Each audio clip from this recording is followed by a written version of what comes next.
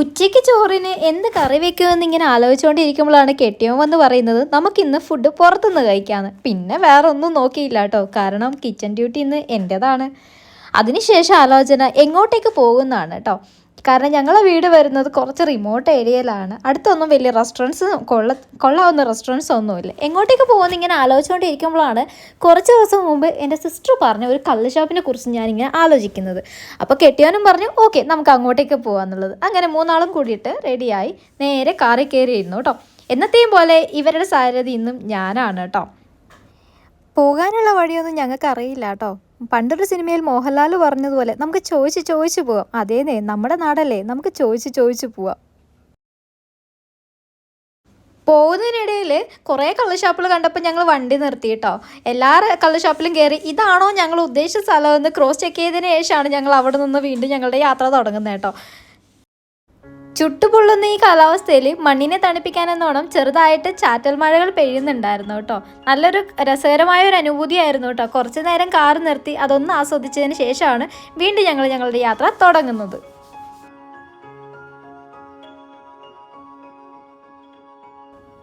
കുറച്ച് നേരം മഴയൊക്കെ നോക്കി അവിടെ നിന്നതിന് ശേഷം ഞങ്ങൾ യാത്ര വീണ്ടും തുടങ്ങുകയാണ്. അപ്പോൾ ഇതാണ് ഞങ്ങളുടെ ഡെസ്റ്റിനേഷൻ പുഴയോരം. ഇത് വരുന്നത് ചെറുപുഴ മാല റൂട്ടിലാണ് കേട്ടോ.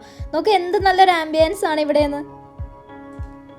ഉച്ച സമയം ആയതുകൊണ്ട് തന്നെ അത്യാവശ്യം നല്ല തിരക്കുണ്ടായിരുന്നു ഇവിടെ. കൂടുതലും ഫാമിലി ആയിരുന്നു കേട്ടോ ഇവിടെ ഫുഡ് കഴിക്കാൻ വേണ്ടി വന്നിട്ടുണ്ടായിരുന്നത്. എന്തായാലും നമുക്ക് കയറി നോക്കാം എന്തൊക്കെയാണ് ഇവിടെ ഫുഡ് കിട്ടുക എന്നുള്ളത്. ഞാൻ എന്തായാലും എക്സൈറ്റഡ് ആയിരുന്നു കേട്ടോ. അപ്പോൾ ഫാമിലി ആയിട്ട് നമുക്ക് ഇരിക്കാൻ പറ്റുന്ന കുറച്ച് പ്രൈവറ്റ് സ്പേസുകൾ ഇവിടെ ഉണ്ട് കേട്ടോ. ഇതാരുടെ ചിത്രങ്ങളാണമ്മ ചുമരിൽ പെയിന്റ് ചെയ്ത് വെച്ചിരിക്കുന്നതെന്നുള്ള ഉണ്ണിയുടെ ചോദ്യത്തിലാണ് എൻ്റെ ശ്രദ്ധയും ചുമരിലോട്ട് പോയത് കേട്ടോ. അവിടെ ഡിങ്കൻ്റെയും മായാവിയുടെയും കുട്ടൂസിൻ്റെയും ഡാഗിനി അമ്മൂമ്മയുടെ ഒക്കെ ചിത്രങ്ങളായിരുന്നു കേട്ടോ. സൂത്രനും ഷീരവും എല്ലാവരും ഉണ്ടായിരുന്നു. എൻ്റെ മോള് ചോദിക്കുകയാണമ്മ ഇതാരൊക്കെയാണ്, ഞാൻ കാർട്ടൂണിലൊന്നും ഇവരെ കണ്ടിട്ടില്ലല്ലോ എന്നുള്ളത്. ഞാൻ എങ്ങനെ പറഞ്ഞു മനസ്സിലാക്കാനാണ് എൻ്റെ മോളെ. ഒരു കാലത്ത് നമ്മളുടെ അതായത് 90s കിഡിൻ്റെ മാത്രം ഫേവറേറ്റ് ആയിരുന്ന കുറേ കഥാപാത്രങ്ങൾ, ഇവർക്ക് വേണ്ടിയുള്ള ഓരോ ആഴ്ചയിലും നമ്മളുടെ കാത്തിരിപ്പുകളൊക്കെ കുറിച്ചും വീട്ടിൽ നിന്ന് ഇത് വാങ്ങാനായിട്ട് ബാലരമയും ബാലഭൂമിയും കളിക്കുടുക്കൊക്കെ വാങ്ങാൻ വേണ്ടിയിട്ട് വീട്ടുകാരുടെ കയ്യിൽ നിന്നും പൈസ കിട്ടാനുള്ള ഒരു ബുദ്ധിമുട്ടിനെ കുറിച്ചൊക്കെ ഞാൻ എങ്ങനെ പറഞ്ഞു മനസ്സിലാക്കുമല്ലേ ഈ ഒരു പുതിയ തലമുറയെ. ഇവർക്കൊന്നും അറിയില്ല ഈ ഒരു കാലത്ത് നമ്മൾ അനുഭവിച്ച ഈ ഒരു പ്രിവിലേജുകളെ കുറിച്ചൊന്നും. ജീവിതത്തിൽ തോറ്റുപോയി എന്ന് തോന്നുമ്പോൾ ഇവരെ ഓർത്താൽ മതി. അങ്ങനെ ഫുഡ് വന്നു കേട്ടോ. ഞാൻ ഓർഡർ ചെയ്തത് ഷാപ്പിലെ ചിക്കൻ കറിയും കള്ളപ്പമാണ് കേട്ടോ. അപ്പോൾ എനിക്ക് സ്പൈസി ഫുഡ് ഭയങ്കര ഇഷ്ടമാണ്. അങ്ങനെ ഞങ്ങൾ എന്തായാലും ഫുഡ് ഞാനൊന്ന് കഴിച്ചു നോക്കട്ടെ, എന്നിട്ട് പറയാം കേട്ടോ. രതീഷിനും ഉണ്ണിക്കും ഭയങ്കരമായിട്ട് ഫുഡൊക്കെ ഇഷ്ടമായി കേട്ടോ. അവരെന്തായാലും ഗ്രീൻ സിഗ്നൽ വന്നിട്ടുണ്ട്. എന്തായാലും ഇനി അടുത്തത് എൻ്റെ ഊഴമാണ്. ഞാനൊന്ന് കഴിച്ചു നോക്കിയിട്ട് പറയാം ഫുഡ് എങ്ങനെയുണ്ട് എന്നുള്ളത് കേട്ടോ. ഫുഡ് എന്തായാലും സൂപ്പർ ആയിരുന്നു കേട്ടോ, ഒരു രക്ഷ ഉണ്ടായിരുന്നില്ല. പിന്നെ ഞാൻ ഓർഡർ ചെയ്ത ബിരിയാണിയാണ്. എവിടെ പോയി കഴിഞ്ഞാലും ബിരിയാണി വിട്ട് നമുക്ക് ഒരു കളിയും ഇല്ല കേട്ടോ. അപ്പോൾ ബിരിയാണി വന്നു. ബിരിയാണിയുടെ കൂടെ നല്ല കച്ചമ്പറും കൂടി ഉണ്ടായിരുന്നു കേട്ടോ. കച്ചമ്പർ എന്താണെന്ന് എല്ലാവർക്കും അറിയില്ല, നമ്മുടെ സാലഡ്. എന്തായാലും ഞാൻ ബിരിയാണിയും കൂടി ഒന്ന് കഴിച്ചു നോക്കട്ടെ എങ്ങനെയുണ്ട് എന്നിട്ട് പറയാം കേട്ടോ.